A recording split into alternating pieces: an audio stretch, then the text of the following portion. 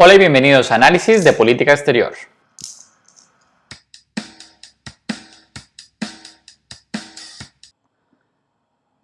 Hoy vamos a hablar sobre el concepto de imperio.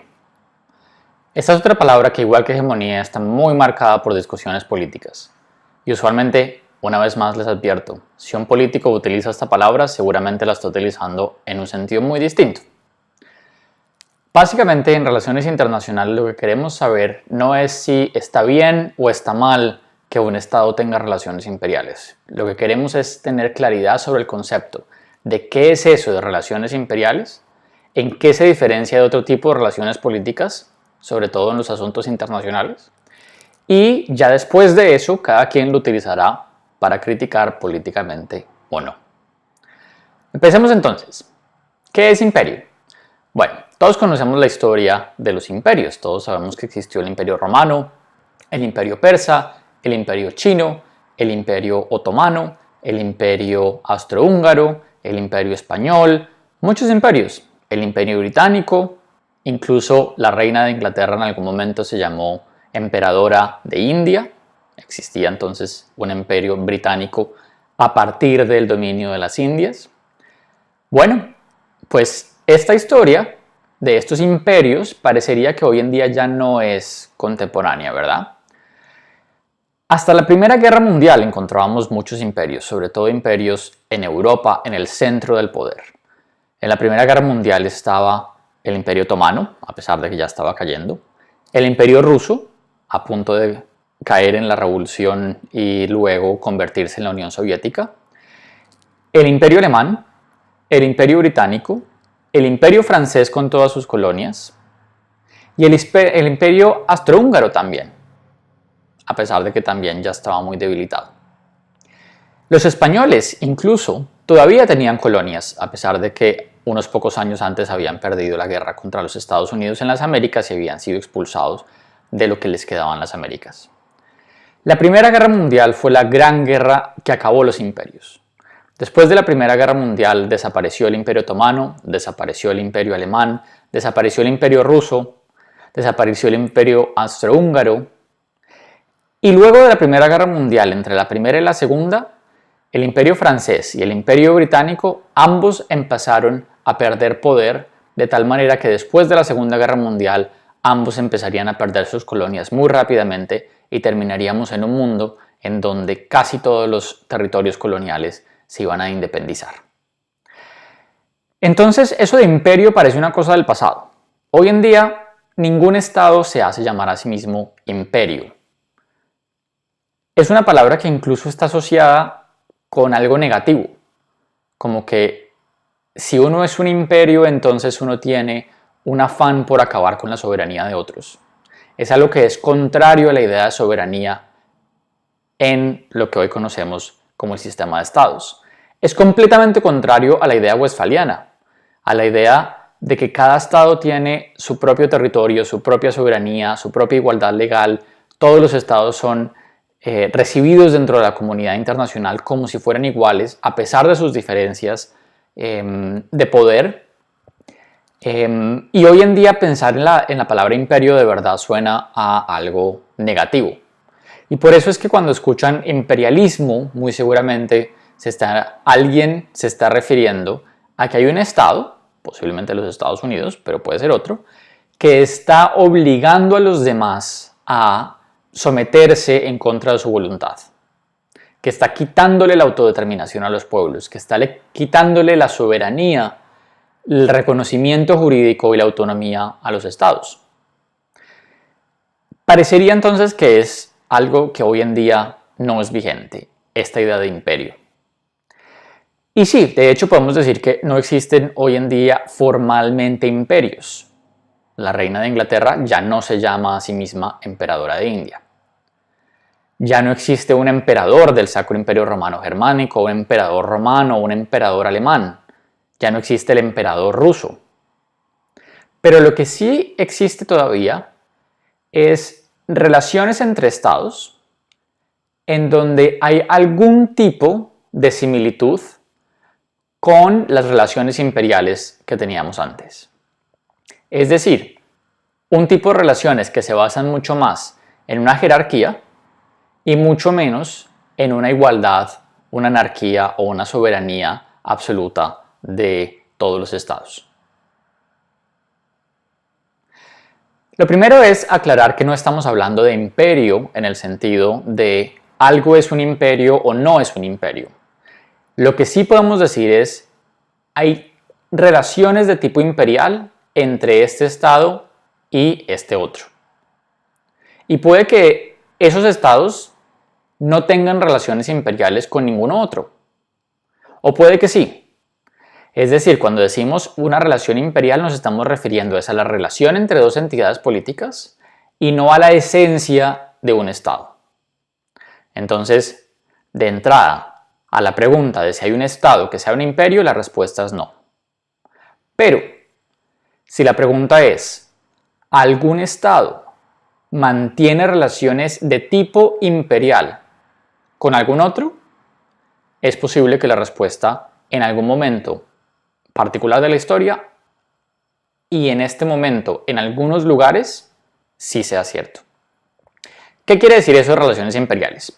Bueno, primero, una relación imperial se da entre una entidad política muy poderosa, podríamos llamarlo un estado, pero anteriormente lo llamaríamos un imperio, o lo llamaríamos un reino, o lo llamaríamos algo diferente. Pero una entidad muy poderosa, que puede ser un estado, que no tiene autoridad directa y homogénea en otro territorio, pero que sí tiene autoridad indirecta. ¿Qué quiere decir esto? Un estado que no ha incorporado otro territorio dentro de su comunidad política, dentro de sus leyes, dentro de su constitución, dentro del tipo de relación que tiene ese estado con sus propios ciudadanos, no ejerce autoridad directa en todo el territorio de esta otra comunidad política, pero sí tiene unos intermediarios en ese territorio, ejerce autoridad sobre esos intermediarios y luego los intermediarios tienen una relación de poder sobre la población y el territorio del subordinado. Entonces, por ejemplo, en el Imperio Romano, el emperador romano no tenía una autoridad directa sobre todos los seres humanos que vivían dentro del imperio. Un ejemplo de esto es Judea. En lo que ahora es Israel, lo que nos cuenta la historia de la Biblia, precisamente para los años del nacimiento de Jesús, Judea hacía parte del Imperio Romano. Y por lo tanto, el Imperio Romano tenía instalado dentro de Judea a un gobernador. Y ese gobernador tenía un rango de superioridad sobre, en ese momento, el rey de los judíos. Es decir, el rey de Israel, el rey local, que era un miembro de la comunidad local. Y ese rey ejercía autoridad sobre los judíos. Es decir, el Imperio Romano ejercía autoridad sobre un intermediario y el intermediario ejercía autoridad sobre la población local. Aquí estamos hablando entonces de una región en donde las personas no tienen el mismo estatus de ciudadano romano que tienen las personas que viven en Roma, no tienen la misma religión, no tienen el mismo idioma, no tienen las mismas costumbres y no le responden directamente al poder romano. Le responden primero al poder israelí, al poder judío, al poder del rey judío, y ese poder, a su vez, está subordinado al poder de los romanos. A eso nos referimos cuando decimos que sí hay autoridad, pero la autoridad es indirecta. Hoy en día, los Estados Unidos tienen una autoridad directa sobre los ciudadanos que viven dentro del territorio de los Estados Unidos. Completamente directa. Todos los ciudadanos dentro del territorio de los Estados Unidos están protegidos por la ley, la misma Constitución, y a pesar de que pueda cambiar un poco entre Estado y Estado, en general los principios básicos del contrato entre el Estado y los ciudadanos es el mismo en todas partes de los Estados Unidos.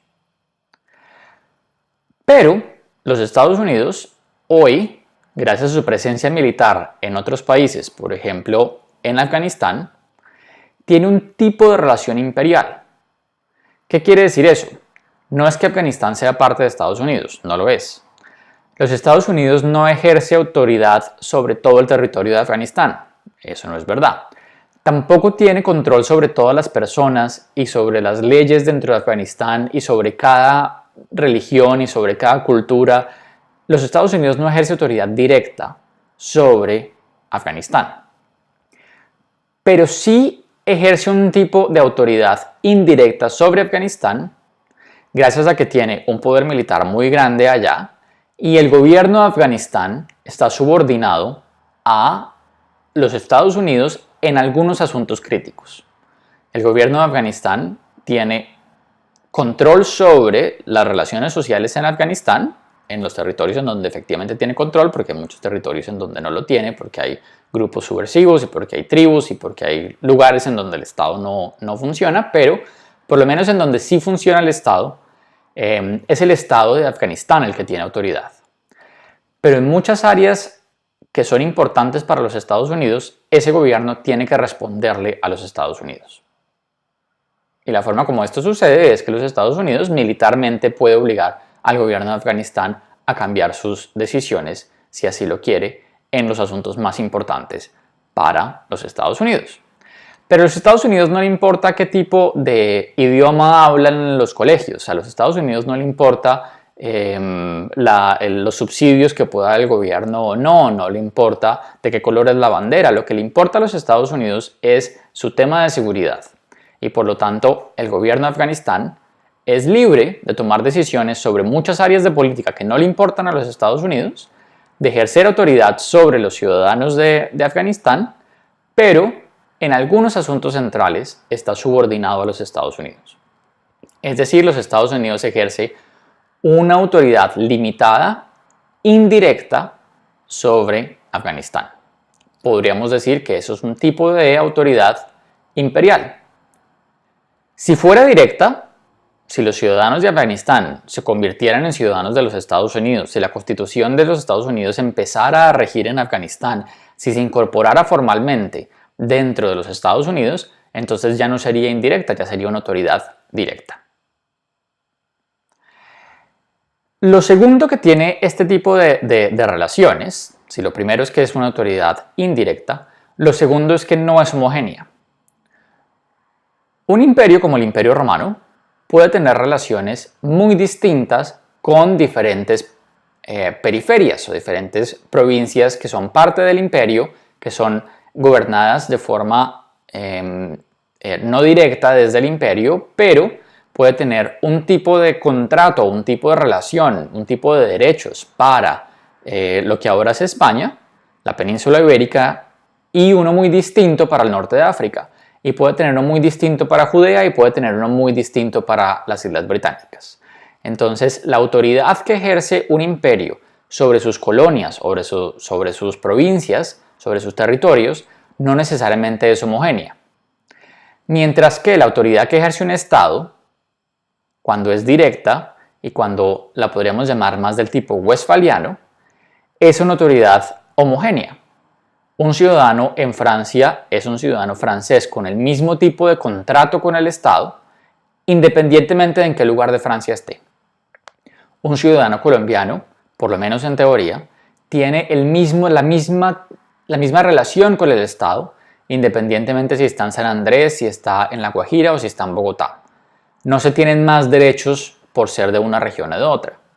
En un imperio, o hoy en día en una relación de tipo imperial, hay unos acuerdos diferenciados dependiendo de en qué provincia estemos hablando. Es muy distinto el trato que el Imperio Británico le daba a la India, del que le daba a Irlanda, del que le daba a territorios en África o territorios en las Américas. Entonces, no era necesario que fuera homogéneo el tipo de relación política que tenía el imperio con sus colonias. Y hoy en día, el trato que los Estados Unidos le da al Estado de Afganistán es distinto del que le da a otros lugares en donde puede ejercer algún tipo de relación hegemónica o imperial, de tipo más allá de hegemónica ya a tipo imperial, es decir, con más jerarquía que una hegemonía, una relación de tipo imperial en donde ejerce autoridad indirecta, por ejemplo, en Irak o hoy en día en Puerto Rico o en las Islas Marshall. Hay unos acuerdos muy distintos para esos territorios, a pesar de que ninguno está incorporado dentro de los 50 estados de los Estados Unidos. Una característica adicional que tienen los imperios es la vocación de universalidad. Es decir, un emperador cree que está por encima de todos los demás gobernantes, incluso de lugares en donde el emperador no gobierna. Un emperador como el emperador chino nunca reconoció a ningún otro gobernante, así fuera el emperador de alguna otra parte o el rey de alguna otra parte, nunca lo reconocerá como igual en términos políticos. El emperador del Imperio Otomano, el sultán, no tenía ese tipo de relación con los jefes de los estados europeos. El sultán siempre escribía su nombre con muchísimos más halagos y le daba muchos menos a los reyes europeos. Él no se consideraba un par de los reyes europeos, él se consideraba superior a los reyes europeos. Lo mismo el emperador chino, lo mismo el emperador romano, lo mismo el emperador del Sacro Imperio Romano Germánico. Ellos se consideraban que estaban por encima de los demás reyes. Es decir, un imperio tiene esta vocación de que todo el resto del mundo está de alguna forma incorporado dentro de su territorio, dentro de su autoridad. Así no tenga el mismo tipo de autoridad en todas partes, así incluso haya territorios en donde no tiene ninguna capacidad de mandar, de todas formas los considera subordinados a su poder. Entonces, por ejemplo, para el emperador chino, el territorio europeo también era parte del imperio chino, incluso cuando no tenía ninguna autoridad sobre ese territorio. Lo mismo para el emperador, para el sultán del Imperio Otomano. Todo el mundo se convierte en un espacio que está bajo, por lo menos, la aspiración de poder del emperador. Mientras que en los estados, en el tipo westfaliano del que hemos hablado, cada soberano reconoce los límites de su soberanía. El soberano francés reconoce que es soberano en Francia, pero no es soberano en Inglaterra. El soberano en España no es soberano hoy en Colombia. Y el soberano en Colombia no es soberano en Perú. Eso quiere decir que estos países que acabo de nombrar aceptan que no existe universalidad en su soberanía. Pero los emperadores sí pretendían una universalidad en su poder. Y por lo tanto, una tercera característica de los imperios es esa universalidad, es esa centralidad del emperador y del imperio y el proyecto político y la aspiración a que todo el resto del mundo de alguna forma debe someterse a ese poder. Muy bien, la pregunta entonces sería, ¿América Latina tiene un tipo de relación imperial con los Estados Unidos? ¿Qué creen ustedes? ¿Está América Latina subordinada a los Estados Unidos? ¿Ejerce los Estados Unidos una autoridad indirecta sobre América Latina? ¿Ejerce los Estados Unidos una autoridad indirecta sobre Colombia, que es distinta a una autoridad indirecta que tenga sobre otros países de América Latina? ¿Podríamos decir que existen relaciones de tipo imperial o que han existido en algún momento? Por ejemplo, podríamos decir que el Plan Colombia, en donde Colombia subordinó algunas de sus políticas de drogas a los Estados Unidos, a cambio de una relación de protección de los Estados Unidos y de involucramiento de los Estados Unidos militar dentro del país. ¿Eso sería una relación de tipo imperial?